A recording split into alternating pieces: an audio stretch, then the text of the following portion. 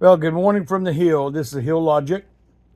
Been a while since I posted, but I had something on my heart this morning I wanted to share. You know, I'll give you a little history lesson.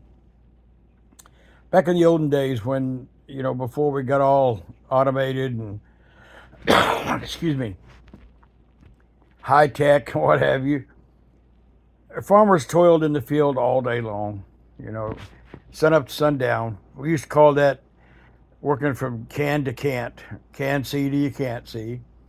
And they built their entire lives around relationships. Relationships with family, obviously, but it went deeper than that. They had a relationship with their fellow farmers. They had a relationship with the people in the towns that they either bought stuff from or sold stuff to.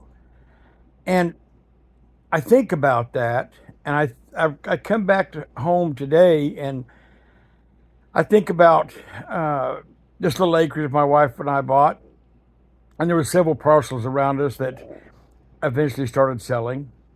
And inevitably, in that we had been here already a couple of years and established, these folks would come over, most of them very young, would come and talk to me, and I'd say, well, what's the secret to pulling off a little homestead like this?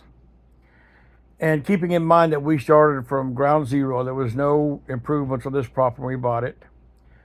And my number one advice to them was, I understand you moved to the country, and I understand the mindset behind that, part of which is to be left alone, to live the life that you want to live without criticism or input.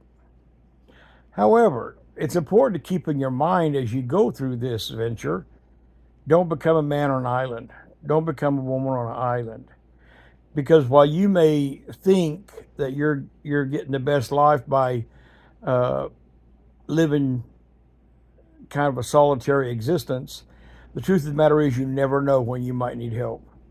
And if you have set yourselves up as untouchable, a man or a woman on an island, as it were, then how do you have the gumption to go back at a later date and ask for help from one of your neighbors? To me, it would be virtually impossible. So, having said that, I've always found like that was sound advice. Whether people took it or not, I couldn't tell you. But I always felt like it was, appropriate for the setting. I go forward from that my first examples in the old days to when I was coming up in the world of construction. We built relationships with other crews. We were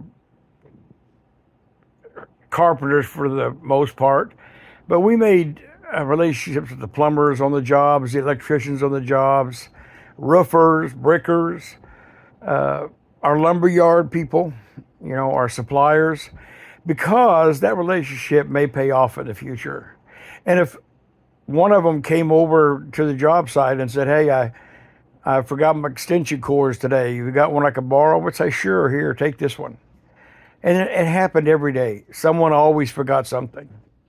Or we forgot something and had to go asking to borrow. But it made our jobs possible. It made our existence possible. And I've often thought about, in our world that has certainly enlarged, but to a certain degree it has shrunk as well. The shrinkage I'm talking about is interpersonal relationships. I've been really, really concerned over the last few years about the interpersonal relationships that people have, today, and it's just to me very sad. The I've had a restoration, if you will, of the situation here lately with some really good friends of mine, Jen and Wiley from our mountain home and working with Wiley. And they used accidentally to begin with, I believe, they've kind of used YouTube to go back to the old farmer days, to where people could depend on you. Consequently, They went through a time when they felt like their calling was to feed the homeless in a small town where we live. And they did a remarkable job, made too many sacrifices probably. But nevertheless, then this YouTube thing started kind of getting a little bit larger to them, and they were doing videos such as this, and they were doing live feeds, which I haven't had the nerve to try yet, and building relationships, not with necessarily just their neighbors, from people states away. And I've commented to Wiley one time, it's phenomenal that you're doing this, because you never know when one of those relationships may pay off. You just never know. However, it's important to reflect back to our ancestors that when asked for help, they gave it, so that when they asked for help, they received it. And that's primarily what these YouTubers are doing in their different segments of society. In this segment, for instance, we're talking about sustainable homesteading.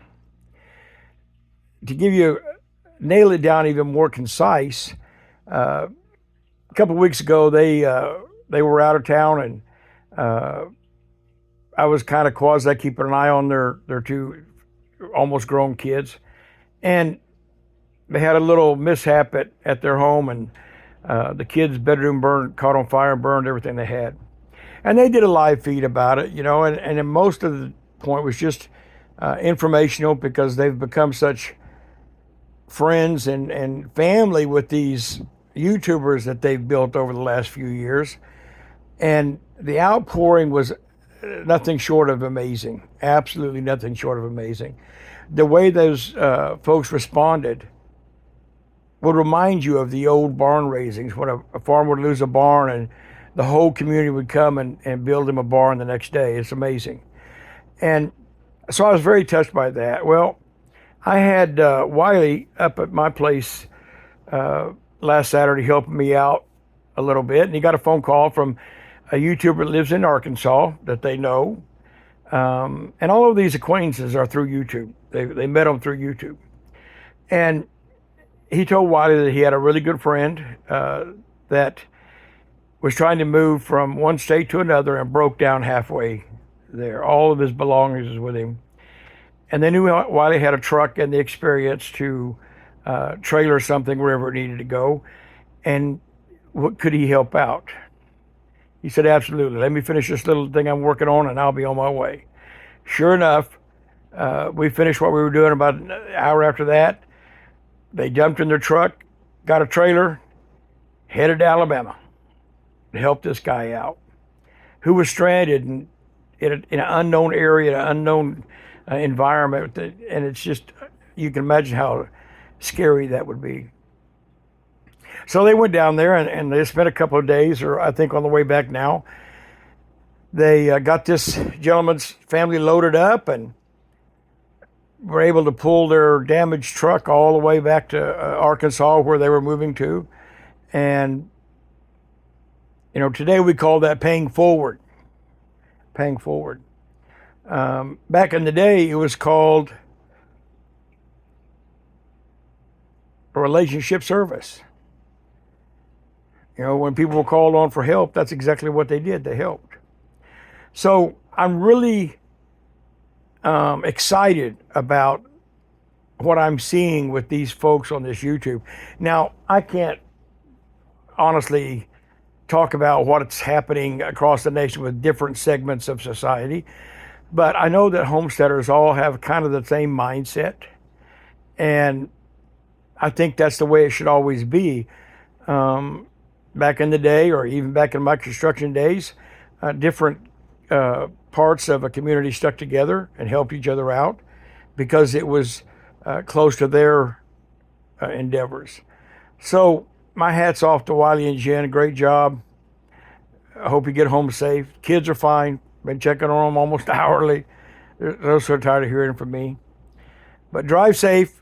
And if you've never tried this YouTube, you can build relationships on there, and everything on the internet is not negative. And I think these folks are proving that. So Just a thought from an old man on a hill. Goes back to that advice. Be nice. Be nice. Don't make yourself a person on an island. It doesn't work. So that's all I got. The Hill Logic. Goodbye.